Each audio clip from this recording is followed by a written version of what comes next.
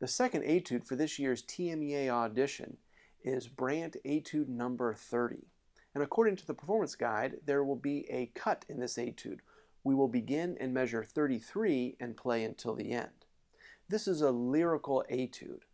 Unlike the two other etudes for this year's audition that are more technically based, this has more lyrical and expressive qualities in it. So the tempo doesn't matter as much here. This is not an opportunity for you to push the tempo as fast as possible. If you have that kind of technique, then I encourage you to use that for maybe, let's say, the third etude and show off that ability. Here, let's show off your lyrical ability.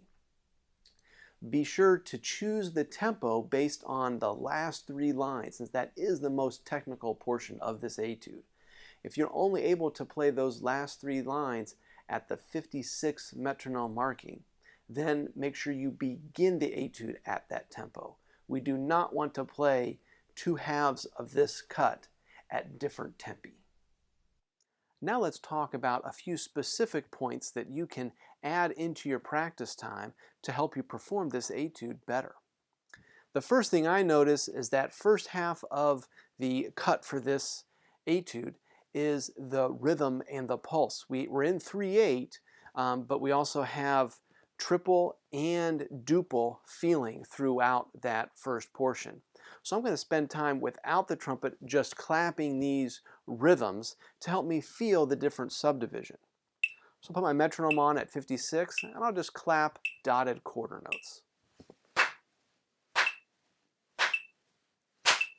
That's just helping me get the feeling of the pulse from measure to measure, the big pulse. Now we'll do the duples, the 2/8 notes per measure.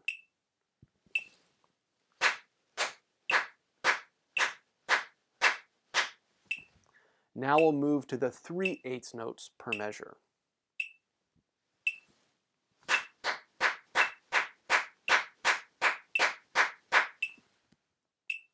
Next is the quadruplet, the 4/8 notes per measure.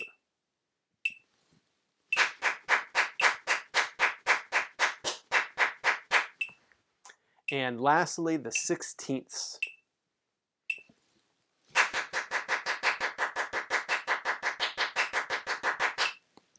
That one's a little bit trickier to go so fast. Now I will add them to be in sequence with each other. So I'll do each of those without stopping, sort of back to back. Let's do 2 measures each.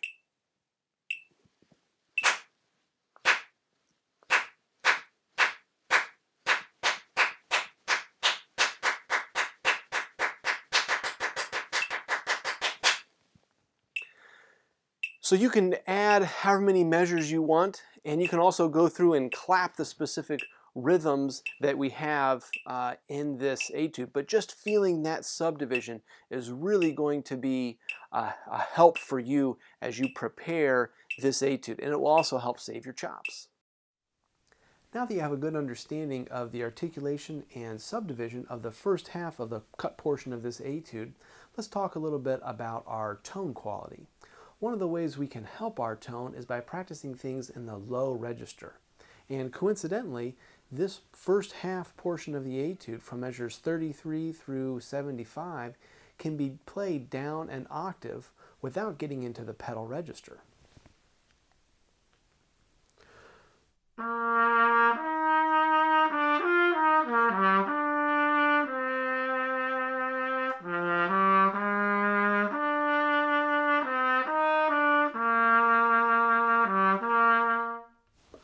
And so on. You can practice phrase by phrase. You can practice playing that entire thing. That helps save our chops a little bit from playing in the upper register, especially when we're learning the intervals and the subdivision and the rhythms and everything, and getting on the articulations and dynamics. We can work on all those things down an octave, and it also is going to help our tone. So maybe practice it down an octave 3 times to every 1 time you play it up the octave. And you'll notice that your accuracy improves, your airflow improves, and as well as your tone. One question I often get from students is how to interpret the passages that have a slur as well as staccato markings. The best way to look at this is to think of those notes as being long and connected, but still articulated with a little bit of a bounce. So here's a demonstration beginning in measure 61.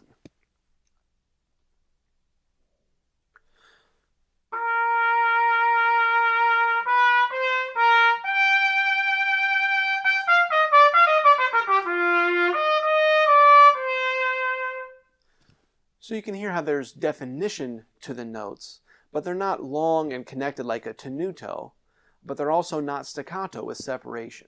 So hopefully that helps you with that interpretation of that little technical detail. Now let's take a look at the more technical portion of this etude beginning in measure 81. The first thing we'll do is just learn all of the fingering. So go through measure by measure and make sure you're getting all the right notes in the right sequence. Then we're ready to play the notes on the trumpet. And since we're trying to approach this in a more lyrical way and we want our air to be flowing very smoothly, I like to learn this slurred. So I'll actually start at the end of this technical passage and work toward the beginning. Sometimes I start at the beginning, sometimes I work at the end, just to mix things up. So here we'll begin in measure 95. I'll put my metronome on, and we'll do this in eighth notes. And I'm going to blow through the back of the mouthpiece to help with my airflow. Like that as I finger.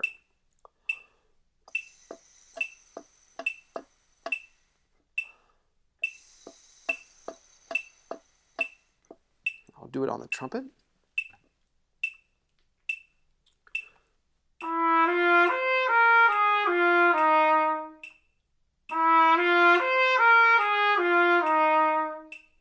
And you do as many repetitions as you want so that you feel very comfortable with that.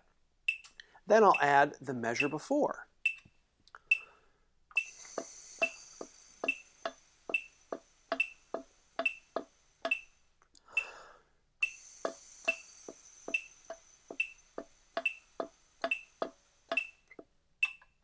Then on to the trumpet.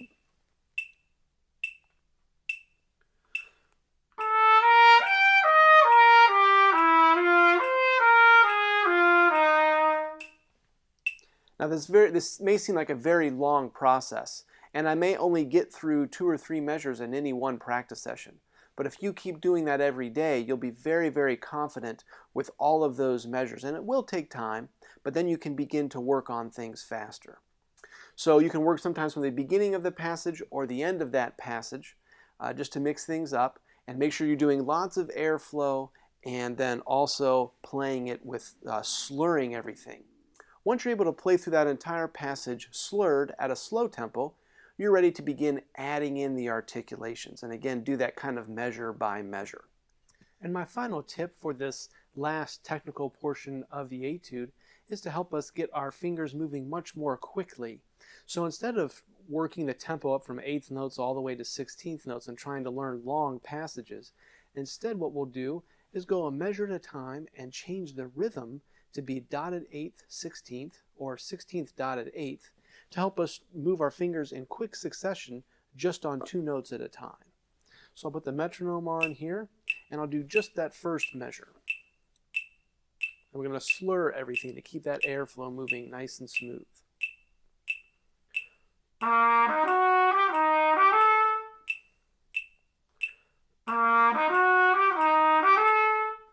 And then the next measure.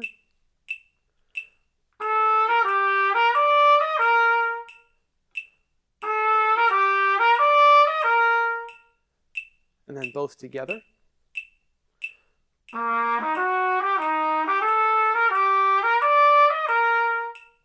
Now I'll go back through and do 16th dotted 8th.